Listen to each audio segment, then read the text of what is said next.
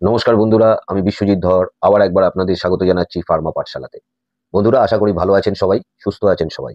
বন্ধুরা, আজকে যে বিষয়টা নিয়ে আমি আলোচনা করব সেই বিষয়টা খুব কমন হলেও কিন্তু খুব গুরুত্বপূর্ণ। গ্যাস ও এনজাইম সিরাপ। বন্ধুরা, আমরা সবার প্রথমে আমাদের জানতে হবে গ্যাস কি এবং কেন হয়। কারণ আমাদের চারপাশে অসংখ্য মানুষ আছে যারা প্রতিদিন হজমের সমস্যায় ভোগেন।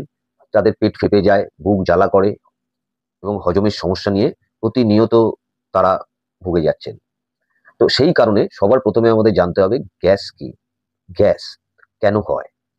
গ্যাস বন্ধুরা, আমরা যখন খাবার খাই সেই খাবার অনেক সময় পেটের ভেতরে গিয়ে যদি ডাইজেস্ট না হয় তাহলে পেটের ভেতরে যে ব্যাকটেরিয়ারা আছে তারা সেই আনডাইজেস্টেড ফুড পার্টিকেল থেকে গ্যাস তৈরি করে। তাই এই গ্যাস তৈরি হওয়ার সঙ্গে সঙ্গে অনেক সময় আমাদের পেট ফুলে যায়, বুক জ্বালা করে আর হজমে সমস্যা হয়। তা বন্ধুরা, এবার আমরা জানবো গ্যাস কেন হয়। গ্যাস হওয়ার অনেকগুলো কারণ আছে।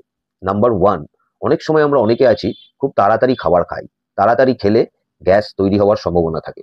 নাম্বার দুই, তেল মশলাযুক্ত খাবার যদি আমরা বেশি খাই তাহলে গ্যাস হতে পারে। নাম্বার তিন, দই ও ডাল জাতীয় জিনিস যদি আমরা বেশি খাই তাহলে গ্যাসের সমস্যা হতে পারে। আর সব থেকে বড় যে দুটো কারণ, সেই দুটো কারণের জন্য গ্যাস প্রধানত তৈরি হয়। 4 নম্বর স্ট্রেস, আর 5 নম্বর ডাইজেস্টিভ এনজাইম।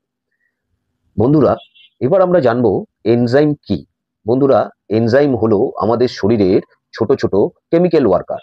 এরা কি করে, খাবারকে ছোট ছোট টুকরোতে ভেঙে দিয়ে শরীরকে সাহায্য করে সেই খাবারকে অ্যাবজর্ব করার জন্য। এইবার প্রধানত এই এনজাইমগুলো 3 ধরনের হয়: অ্যামাইলেজ, প্রোটিয়েজ আর লাইপেজ। অ্যামাইলেজ আমাদের শরীরের কার্বোহাইড্রেটকে ভেঙে গ্লুকোজ তৈরি করে। প্রোটিয়েজ প্রোটিনকে ভেঙে বানায় অ্যামাইনো অ্যাসিড। আর লাইপেজ ফ্যাটকে ভেঙে বানায় ফ্যাটি অ্যাসিড আর গ্লিসারল। যখন আমাদের শরীরে এই বিশেষ এনজাইমগুলোর ঘাটতি হয় তখনই আমাদের শরীরে মেইন হজমের সমস্যা হয়। তাই বন্ধুরা, যারা রোজ বা প্রায় এই হজমের সমস্যা নিয়ে ভোগেন তারা একবার এনজাইম সিরাপ খেয়ে দেখতে পারেন।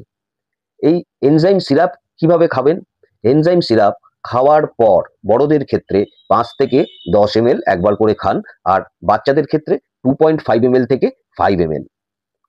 কিন্তু আমার যে সমস্ত বন্ধুরা নিয়মিত বহুদিন দীর্ঘদিন হজমের সমস্যা নিয়ে ভুগছেন তারা কিন্তু অবশ্যই ডাক্তারের পরামর্শ নেবেন। সেই ক্ষেত্রে কিন্তু এনজাইম সিরাপ শুধুমাত্র সলিউশন না। তাহলে বন্ধুরা, এবার থেকে এনজাইম সিরাপ হজমের সমস্যা হলে নিয়ে চেষ্টা করে দেখুন কেমন কাজ করে। আর যদি আগে থেকেই আপনারা হজমের সিরাপ খেয়ে থাকেন তাহলে আমাকে কমেন্টে জানান কোন হজমের সিরাপ আপনারা খান। তো আজকে এই অবধি বন্ধুরা, আশা করি ভিডিওটা ভালো লাগলো। যদি ভালো লেগে থাকে তাহলে একটা কমেন্ট করবেন, লাইক দেবেন আর চ্যানেলটিকে সাবস্ক্রাইব করে ফার্মা পাঠশালার পাশে থাকবেন। আমি বিশ্বজিৎ ধর বিজ্ঞানকে সহজ ভাষায় আপনাদের কাছে নিয়ে আসার চেষ্টা করব। ধন্যবাদ।